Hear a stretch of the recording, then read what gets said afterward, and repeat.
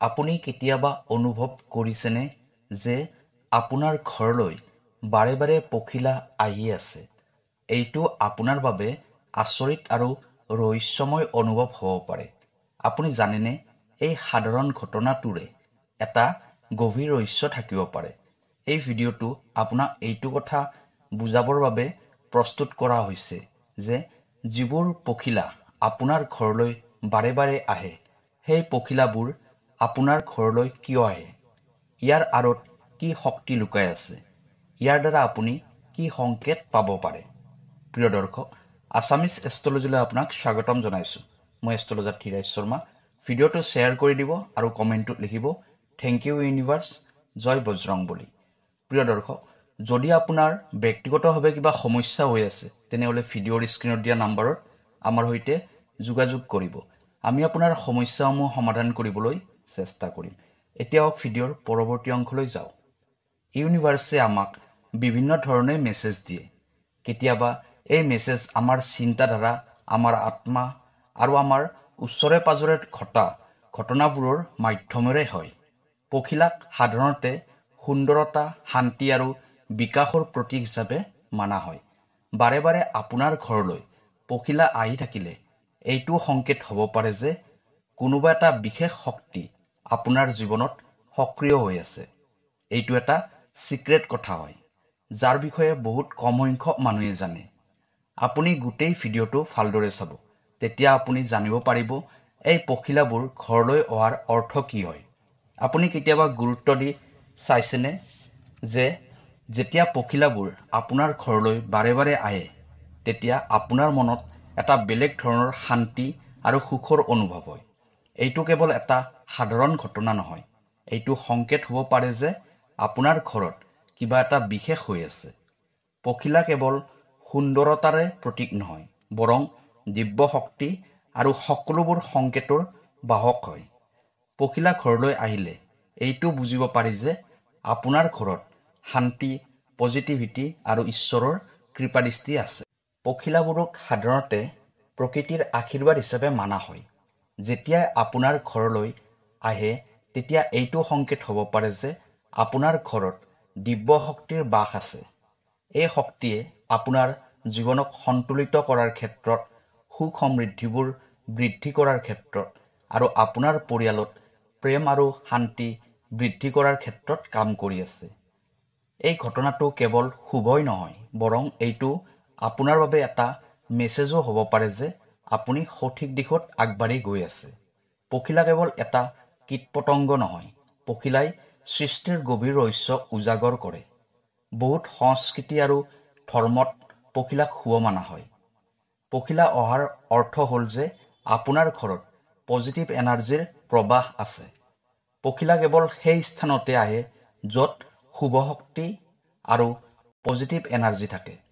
যদি বাৰে বাৰে আপোনাৰ ঘৰলৈ আহি আছে, তেনেহ'লে ইয়াৰ অৰ্থ হ'ল যে আপোনাৰ ঘৰত এনেকুৱা শক্তি আছে যিয়ে পখিলাক আকৰ্ষিত কৰি আছে। আপোনাৰ ঘৰত পজিটিভ এনাৰ্জি আছে যিয়ে পখিলাক আকৰ্ষণ কৰি লৈ আহিছে। ঈশ্বৰৰ কৃপাৰ সংকেত।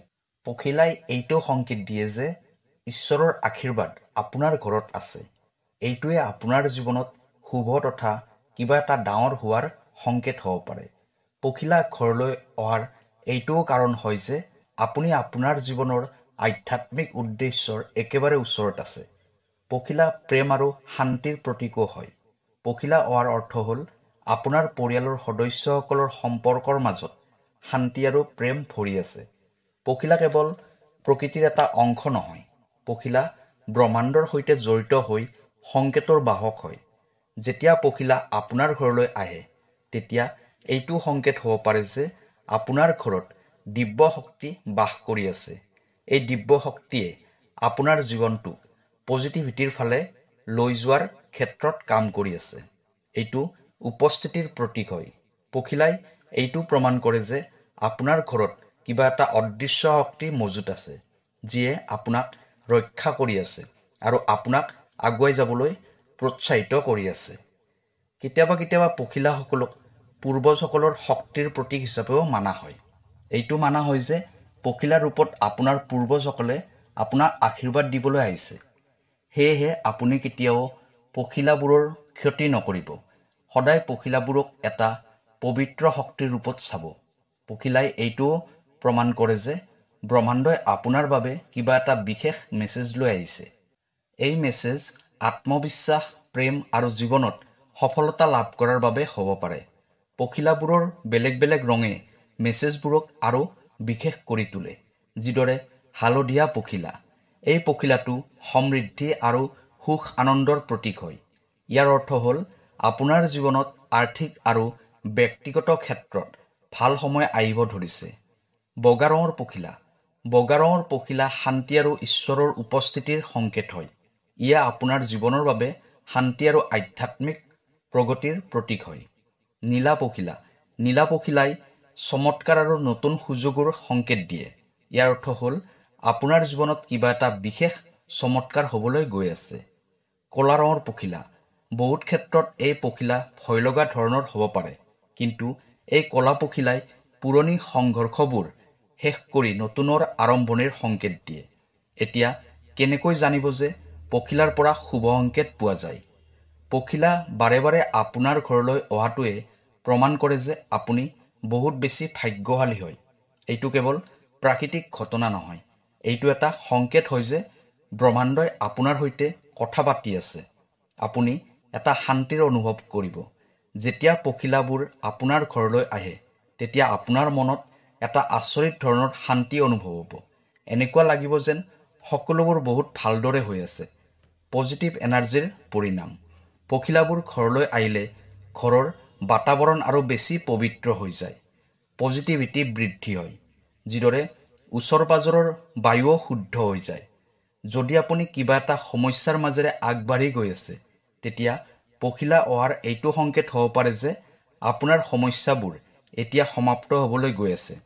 আপুনি সকলো ক্ষেত্ৰতে পজিটিভ অনুভৱ কৰিব। আপুনি লক্ষ্য কৰিব যে যেতিয়া আপুনি পখিলাৰ ফালে চাব, আপোনাৰ নিজৰ ভিতৰতে এটা পজিটিভ অনুভৱ হ'ব। আপোনাৰ এনেকুৱা লাগিব যেন সকলোবোৰ দুখ, সকলোবোৰ সমস্যা নিজে নিজেই সমাপ্ত হৈ গ'ল।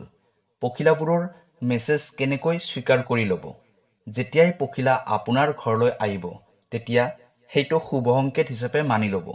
এই মেছেজটো বুজি লোৱাৰ বাবে নিজৰ মনটোক শান্ত কৰি ল'ব আৰু ব্ৰহ্মাণ্ডৰ মেছেজটোক অনুভৱ কৰিব। সকলোতকৈ প্ৰথমে আপুনি ব্ৰহ্মাণ্ডক ধন্যবাদ জনাব। পখিলাবোৰক দেখিলে ব্ৰহ্মাণ্ডক ধন্যবাদ জনাব যে তেওঁ আপোনাক এই শুভ সংকেতটো দিছে। ধ্যান কৰিব। পখিলাবোৰৰ উপস্থিতিত ধ্যান কৰিলে আপুনি আপোনাৰ ভিতৰত থকা শক্তিবোৰক চিনাক্ত কৰাত সহায়ক হ'ব। পজিটিভ চিন্তা কৰিব। পখিলা ঘৰত অহাৰ এইটো সংকেত হয় যে আপোনাৰ জীৱনত সকলোবোৰ ভাল হ'বলৈ গৈ আছে। সেইবাবে সদায় পজিটিভ ভাবিব। পখিলাবোৰৰ ৰহস্যময় মহত্বও আছে। পখিলা কেৱল এটা সংকেতেই নহয়, পখিলা আপোনাৰ জীৱন পৰিৱৰ্তন কৰাৰ এটা অংশও হ'ব পাৰে। যেতিয়া পখিলা আপোনাৰ ঘৰলৈ বাৰে বাৰে আহে, তেতিয়া এইটো সংকেত হ'ব পাৰে যে আপোনাৰ জীৱন এটা নতুন অধ্যায়ৰ ফালে গতি কৰিছে। প্ৰিয় দৰ্শক, পখিলাবোৰ আপোনাৰ ঘৰলৈ অহাটো অত্যন্ত শুভ আৰু অদ্ভুত সংকেত হয়। ইয়ে এইটোৱে প্ৰমাণ কৰে যে আপোনাৰ ঘৰত দিব্য শক্তিৰ মজুত আছে, যিয়ে আপোনাক আগুৱাই যোৱাত, সুখী হৈ থকাত আৰু জীৱনটো সঠিক দিশত লৈ যোৱাত সহায় কৰি আছে। পখিলা ঘৰলৈ আহিলে ব্ৰহ্মাণ্ডৰ এটা আশীৰ্বাদ বুলি ভাবি ল'ব। ভিডিঅ'টো যদি ভাল লাগিছে, চেনেলটো ছাবস্ক্ৰাইব কৰি দিব আৰু যদি আপুনি ফেচবুকত ভিডিঅ'টো চাই আছে, তেনেহ'লে ফ'ল' কৰিব। কাইলৈ আকৌ লগ পাম অন্য এটা ভিডিঅ'ত। ধন্যবাদ।